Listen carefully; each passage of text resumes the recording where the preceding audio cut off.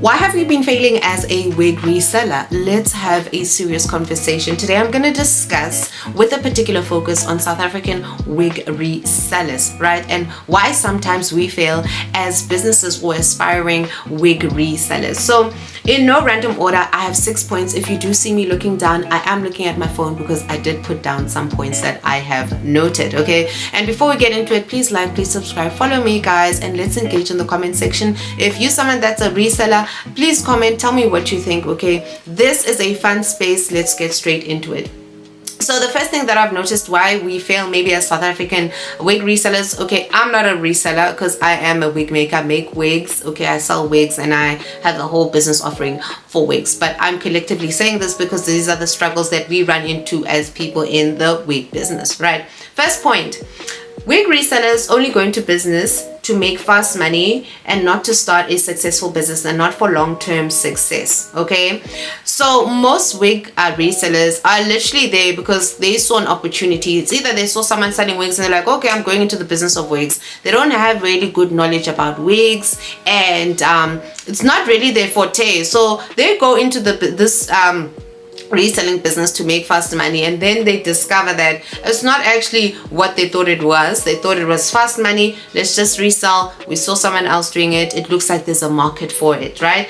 And at some point it's almost like they know, right? It's almost like they know it's going to be a seasonal business, right? Wig resellers usually fail because they don't really have a vision for it. It's like we wanted to make fast money, and when it's done, it's done. And if we ever really make it, then okay, it would have been good money. But half of them don't even get to actually reselling those actual wigs, okay? They start out and saying these are the wigs that we're offering, and then they really run into a challenge that it's not easy to actually resell wigs in our market, okay? First point that makes you guys fail as wig resellers, right? Not makers, wig makers and stuff, just as a simple reseller, is that you literally go into the business for fast money. It's not because you're going into the business because you're actually interested, you have a passion for it, and this is what you love doing, and that you have a very long-term goal for it. No, it's your fast money. It's almost like you know that this is not going to last very long. Second point I'm going to discuss, wig resellers, what I've noticed, have nothing to offer clients apart from the mere activity of reselling. Most wig resellers, guys, cannot make wigs. They cannot customize wigs themselves,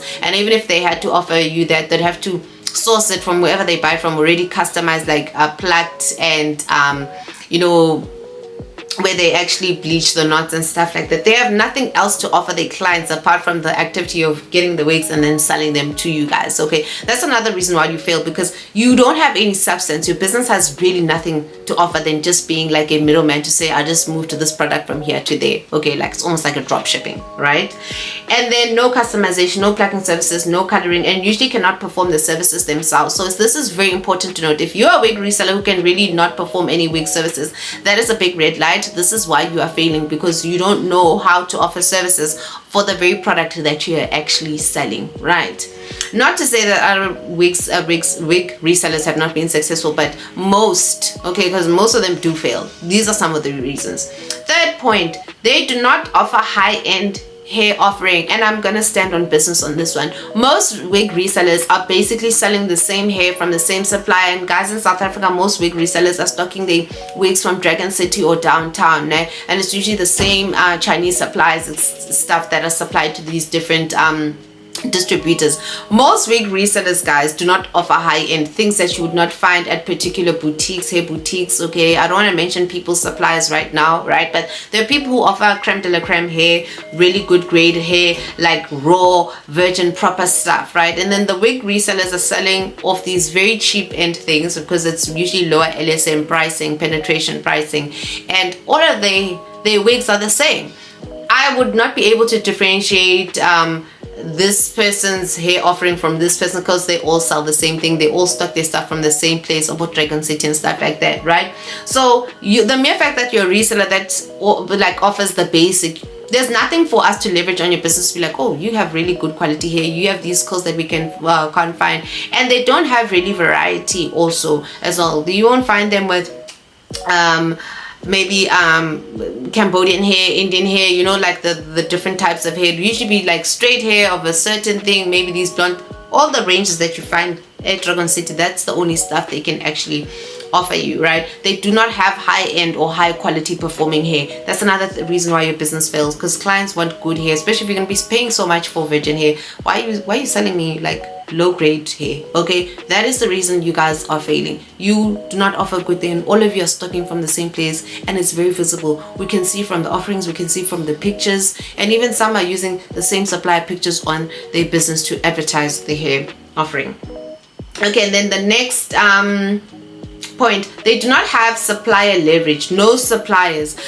Wig resellers, like I said, are always stocking from the same place. Dragon City, Universal, Church, Lapa, downtown. You don't have suppliers. You don't have a specific supplier in China. You don't have a specific supplier in India. You don't have like proper suppliers that are providing you really good quality hair. So if you don't stock from Dragon City or Universal or downtown, and you weren't able to get that hair, you have no leverage whatsoever. And also price wise, you can't leverage because you all get your stuff from the same suppliers. And another thing, if you're not getting high quality hair, you don't have the leverage over pricing, because now you're limited to the penetration pricing that these Chinese suppliers are offering, so that you can offer really affordable wigs at a particular price, so you can leverage clients. So you have no suppliers, your business has no grounding. If you can't make it to Dragon City, then your business is gone, because you have no other suppliers that are going to be sending you stock from wherever it's coming from. It doesn't have to be overseas, but they are good hair suppliers. But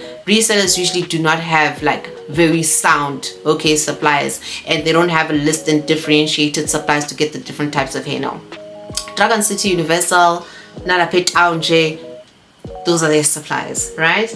Number 5, these wig resellers are usually associated with selling other goods, such as iPhones, such as perfumes and Tupperwares and stuff. Okay, it's almost like they resell wigs as a, not even a side, as a second side hustle, right? This creates a lot of distrust between yourself and the customers. I do not want to be buying a wig from someone who's really not into the business of wig. They sell everything else. It just makes me feel like you're probably just in the business for just making money, so you're not really offering a high quality thing. This is not your thing. This is not like your strongest point. So guys, tell me if I'm wrong. You know this, okay? Wig resellers, they've been in the business of reselling anything and everything, okay? And that creates a lot of mistrust. And the last thing, wig resellers also lack good hair knowledge. Sometimes they're not even able to differentiate between the different types of hair. They don't have good hair knowledge. They can't tell you, okay, what's the difference between raw virgin hair, Malaysian curls, what are these curls, kinky curls? They don't know that stuff. They're in the business for selling. If the supplier says this is it,